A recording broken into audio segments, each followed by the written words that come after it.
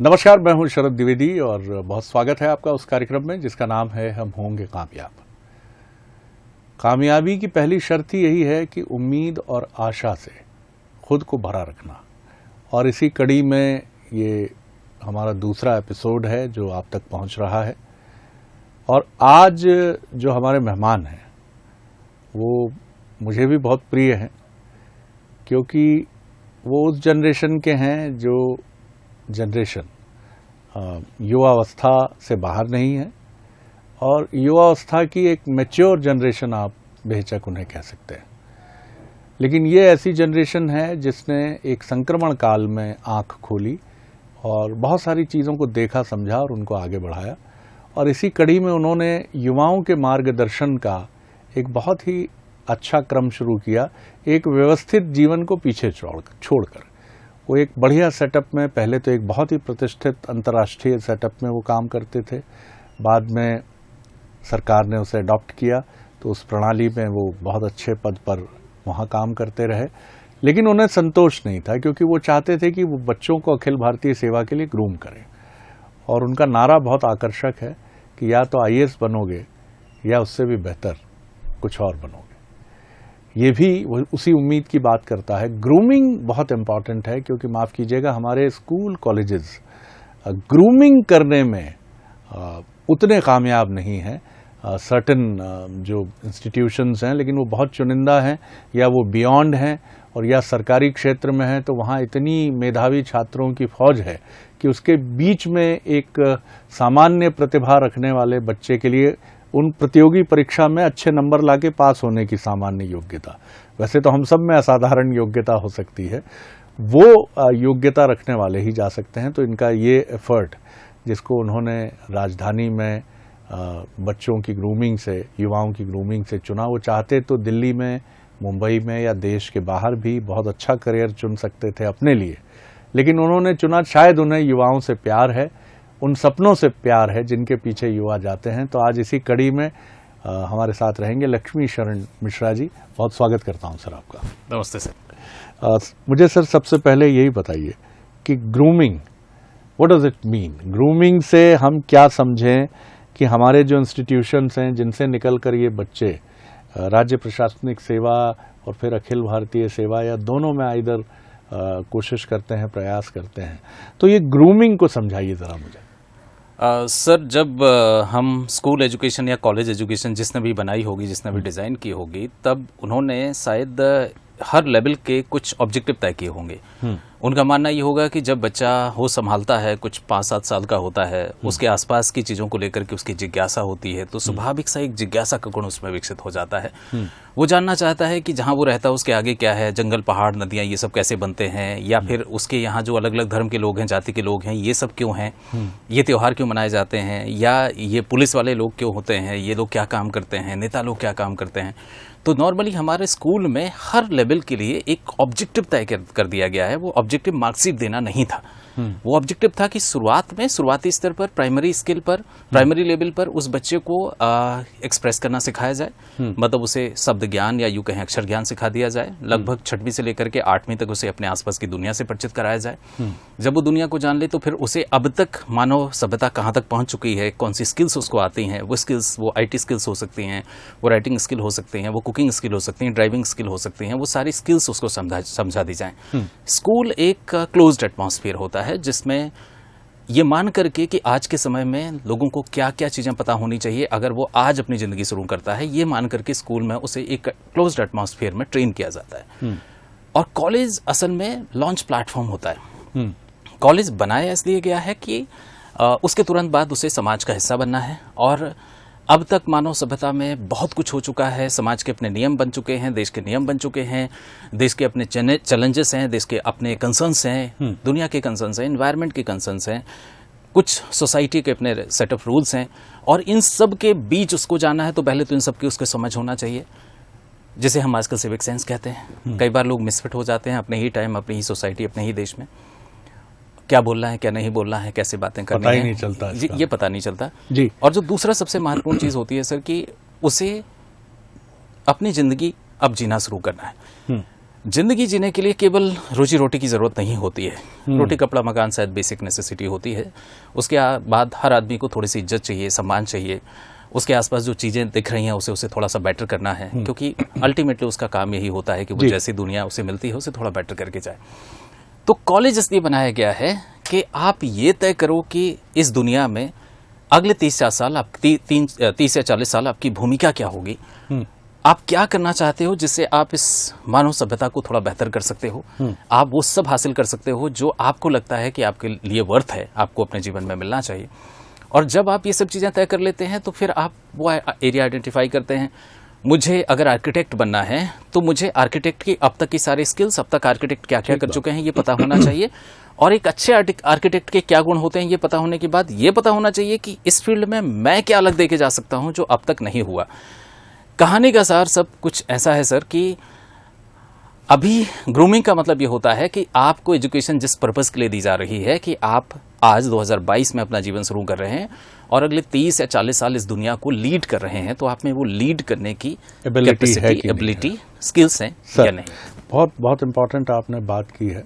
कुछ वक्त लगा ये बात कहने में क्योंकि वो बहुत ज़रूरी थी, लेकिन मेरे मन में सर ये सवाल आता है, जैसे इंजीनियरिंग कॉलेजेस हैं जी, खासतौर से मैं उन संस्थानों की बात करूंगा जो अच्छे से अपना दायित्व निभाते हैं। मेडिकल कॉलेजेस हैं, यहाँ से निकले लोग अखिल भारतीय सेवा में भी बहुत बढ़िया ढंग से पैठ बना लेते हैं जी। लेकिन हमारे जो प्लेन ग्रेजुएट्स हैं, जो बीए से आते हैं, जो बीकॉम से आते हैं, जो बीएससी से आते हैं, मतलब जहाँ स्पेशलाइजेशन उस तरह का नहीं है कि आपको बहुत फोकस्ड होकर एक स्ट्रीम को बिल्कुल शुरू से लेकर अंत तक पढ़ना है, तो हमारे ये इंस्टीट्यूशन इनके कंपैरिजन में मैं नहीं कह रहा हूं कि कमतर है जी, जी, जी। लेकिन वो लेवल उनका नहीं है कि एक इंजीनियर, अगर आईआईटी का एक इंजीनियर आईएएस में भी आता है तो अपने एनालिटिक्स और अपने उस ज्ञान से, अनुसंधान से वो आईएएस की परीक्षा भी आराम से निकाल लेता है।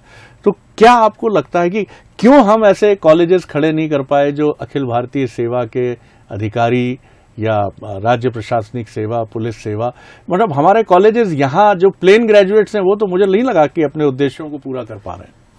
मैं कुछ ऐसा कहूँगा सर कि लालच शायद सबसे बड़ी वजह है। इसे कुछ ऐसा देखा जाए कि लोग इंजीनियरिंग क्यों करना चाहते हैं, आईआईटी के लिए लोग इतनी मेहनत क्यों करते हैं, मेडिकल में क्यों जाना चाहते हैं, क्योंकि उन्हें वहाँ बहुत सिक्योर कैरियर दिखता है। और भारत में लोग इतने डरते हैं, उन्हें बहुत ही सिक्योर कैरियर के लिए बचपन से ग्रूम किया जाता है। उन्हें लगता है कि अगर उन्होंने आईआईटी में एडमिशन पा लिया या उनका एम्स में एडमिशन हो गया तो उसके बाद उनका जीवन बहुत अच्छा रहेगा। इस कारण से कुछ बच्चे, जिन बच्चों में बचपन से जीतने की आदत, सपने देखने की आदत डेवलप कर दी जाती है, वो लोग छोटे छोटे चैलेंज को, वो अपनी पहली क्लास के एग्जाम को भी ऐसे लेते हैं जैसे यूपीएससी का एग्जाम हो, वो अपने 10th क्लास को, 12th क्लास को ऐसे लेते हैं जैसे वो यूपीएससी का एग्जाम दे रहा हूं। क्योंकि नंबर एक, वो थोड़ा स्वार्थी होते हैं, वो अपनी लाइफ को लेकर के यूं कहें कि स्वार्थी सपने देखने में होते हैं। उन्हें वो जिंदगी नहीं चाहिए जो दुनिया उन्हें दे रही है, उन्हें अपनी पसंद की जिंदगी चाहिए, तो वो सपने देखने के आदी हो जाते हैं। उनके माँ बाप ने या उनके माहौल ने उनको सपने देखने की ताकत दे दी। छोटी छोटी चीजों में वो जीतने लगे तो उन्हें जीतने की बुरी लत आ गई, और जिन्हें जीतने की लत आ जाती है, लत पड़ जाती है, वो आदमी कभी पीछे नहीं रहना चाहता है। मैं ये कहूँगा कि ये लोग आईएएस इसलिए निकल जाते हैं क्योंकि हम खुद देखें ना सर कि कौन लोग इंजीनियरिंग आईआईटी क्रैक करते हैं, कौन लोग मेडिकल क्रैक करते हैं, वो स्कूल का फिल्टर होता है। स्कूल के सबसे अच्छे बच्चे हैं, वो सबसे अच्छे कैंपसेस में ग्रूम हो रहे हैं। जब आईआईटी का इंटेक ही इस देश के सबसे अच्छे बच्चों का इंटेक है, तो वो बच्चे आपस में पीयर लर्निंग इतनी जबरदस्त कर लेते हैं। तो यहाँ जहाँ हमारा बच्चा जो पीछे छूट जाता है, वो उसे कुछ नहीं मिलता है तो बीए, बीएससी या बीकॉम कर लेता है। वहां भी उन कॉलेजेस में भी उसके पास कोई ऐसा बहुत क्लियर सपना दिखता नहीं है, उसके लिए कोई पागलपन होता नहीं है। बहुत अच्छी बात। तो सवाल मैं कहूंगा कि जी, वो बच्चा जिसे हम बचपन में सपने देखने की ताकत दे देते हैं, वो बच्चा जिसे जीतने की आदत लगा देते हैं, वो बच्चा जिंदगी में कहीं पीछे नहीं रहना चाहता। वही 10th टॉप करता है, वही 12th टॉप करता है, वही जेईई या नीट टॉप करता है, बहुत अच्छा मंत्र, वही बड़े कैंपस में ग्रूम करता है, वही यूपीएससी निकालता है। बहुत अच्छी बात है। देखिए, ये एक बड़ा अच्छा मंत्र मिला है अब तक के कन्वर्सेशन में कि सपने देखने की आदत अगर बचपन से पड़ जाए। आप देखते हैं ना कि बेटा या बिटिया आपका 8th में 6th में इसलिए रो रहा है कि क्लास को वो टॉप नहीं कर पाया। ये सपना अगर आप टेंडर एज में देख लेते हैं, और इसके लिए माता पिता का स्कूल, पेरेंटिंग जो आपकी है वो, और आपका स्कूल, आपने बहुत अच्छी बात कही। मध्य प्रदेश कैडर के एक भारतीय प्रशासनिक सेवा के अधिकारी हैं जो पहले वो बिहार में था स्कूल, अब झारखंड में है। उस स्कूल के वो विद्यार्थी रहे थे। जी जी। उनका कहना है कि वो सरकारी सेटअप का स्कूल है और हॉस्टलिंग सिस्टम से चलता है, लेकिन पूरे देश को अब तक वो स्कूल जी, जो पहले बिहार में था अब झारखंड में है, वो अब तक 560 के करीब अखिल भारतीय सेवा के अधिकारी दे चुका है। तो स्कूल का इंस्टीट्यूशन कितना मजबूत होता। अब मैं सर कोर इशू पे आता हूं जिसके लिए इस कार्यक्रम की हमने विनम्रता से संरचना की। मध्य प्रदेश को आप कहां पाते हैं अखिल भारतीय प्रतिमानों पर? और ये जो हम सुनते हैं, हालांकि इस बार का प्रदर्शन फिर भी कंपैरेटिवली कहा गया कि ठीक रहा, लेकिन क्या आप देख रहे हैं कि हम कभी चमकेंगे या अभी लगेगा कि मेनी मोर ईयर, बहुत सारे साल, काफी मेहनत? अगर हम सिविल सेवाओं की बात करें तो दोनों, राज्य प्रशासनिक और केंद्रीय सेवाओं की, सर, अखिल भारतीय कुछ सालों से जो मैंने देखा है वो कुछ ऐसा है कि हमारे जो ऑल इंडिया सर्विसेज में मध्य प्रदेश के स्टूडेंट जो सेलेक्ट हो रहे हैं उनमें एक चीज़ बहुत कॉमन है, वो बहुत अच्छे स्कूलों में पढ़े हैं, बहुत अच्छे स्कूलों में, और मैं ये लिबर्टी लूंगा कहने में कि ज़्यादातर प्राइवेट स्कूल्स में पढ़े हैं। जी, इनकी स्कूलिंग बहुत अच्छी जगह हुई है और इनमें से 99% लोग, जैसे अगर हम पिछले बार के सिलेक्शंस देखें तो उनमें से 99% लोग ऐसे हैं जिन्होंने नेशनल इंस्टीट्यूशंस में अपना कॉलेज किया है, राष्ट्रीय स्तर के संस्थानों में अपनी कॉलेज की पढ़ाई की है, मोस्टली दिल्ली के इंस्टीट्यूशन में या IITs में जाके पढ़े हैं। उनकी ग्रूमिंग ऐसी हुई है कि उनका सिलेक्शन होना स्वाभाविक है। मध्य प्रदेश PSC में जहाँ पे हिंदी का बोलबाला होता है, हिंदी के बच्चों को थोड़ा ज़्यादा महत्व मिल जाता है, वहाँ भी आपको आश्चर्य होगा कि जो पिछला रिजल्ट था 2018 का, जो आखिरी रिजल्ट आया है, उस रिजल्ट में बहुत बड़ी संख्या में IITians सेलेक्ट हुए हैं। अगर मैं कहूँ कि ये नंबर किसी भी हालत में टॉप 50 में जो है वो 20 से 25 का होगा तो गलत नहीं है। तो मध्य प्रदेश PSC में भी NLIU, MANIT, IITs, इस तरह के संस्थानों के या DU के बच्चे सेलेक्ट हो रहे हैं, या बहुत प्रीमियर इंस्टीट्यूशन जैसे भोपाल के कुछ बहुत अच्छे कॉलेजेस, इन जगहों के। मध्य प्रदेश में सैकड़ों कॉलेजेस हैं, लेकिन उन कॉलेजेस में हम बच्चों को वो ग्रूमिंग नहीं दे पा रहे हैं। मैं अगर कुछ जनरल डेफिसिट की बात करूं कि मध्य प्रदेश में क्या मिसिंग है, हम जब ग्रेजुएट बच्चे को लाते हैं तो बच्चे को एक सेंटेंस लिखना नहीं आता है, क्योंकि हमारा बच्चा एक्चुअली कभी भी टीचिंग में, लर्निंग में इन्वॉल्व नहीं है। हमने पूरे स्कूल में उसे एक दर्शक बना के रखा हुआ है, एक कॉपी पेस्ट मशीन या फंक्शन बना के रखा हुआ है, जो नोट्स रटता है उस एग्जाम में लिख आता है, उस नोट्स का क्या मतलब, उसके ऊपर कोई असर नहीं हो रहा है। मतलब हमारी लर्निंग में कहीं भी अगर मैं कहूँ तो ऑब्जर्वेशन स्किल नहीं है, कहीं भी कॉन्सेप्चुअल अंडरस्टैंडिंग नहीं है, मोस्टली हमारे ज़्यादातर सरकारी स्कूल और कॉलेजेस में, क्योंकि कहीं भी इन्वॉल्व करके, इंगेज करके लर्निंग नहीं कराई जा रही है। ऐसी कंडीशन में कुछ बच्चे ऐसे होते हैं जिनके पेरेंटिंग बहुत अच्छी है, या जिनको बहुत अच्छे स्कूल मिल जाते हैं, बहुत अच्छे ट्यूटर मिल जाते हैं, वो लिखना सीख पाते हैं, वो पढ़ना सीख पाते हैं, वो चीज़ों को एनालाइज कर पाते हैं, वो एक्सप्रेस कर पाते हैं।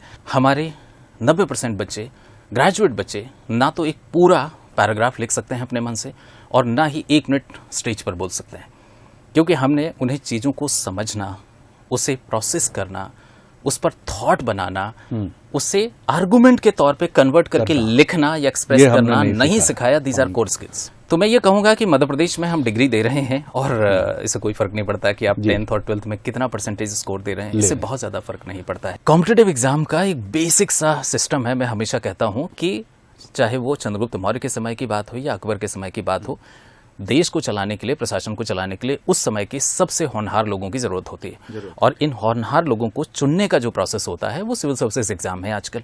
मैं आपसे ये भी जानना चाहूँगा कि ऐसे तो ये लड़ाई बहुत आसान नहीं है, खासतौर से उन बच्चों के लिए जो मीडियम से आते हैं और जिनकी पेरेंटिंग भी बहुत उस मायने में आइडियल नहीं है कि उनके माता पिता इतने अच्छे शिक्षित हैं कि वो उनकी ग्रूमिंग कर रहे हैं, और उनका स्कूल सरकारी है, और सरकारी स्कूल में जैसा आप बता रहे हैं कि मैंने भी इस चीज़ को अनुभव किया है, क्योंकि मैं भी एक सरकारी स्कूल का ही प्रोडक्ट हूँ।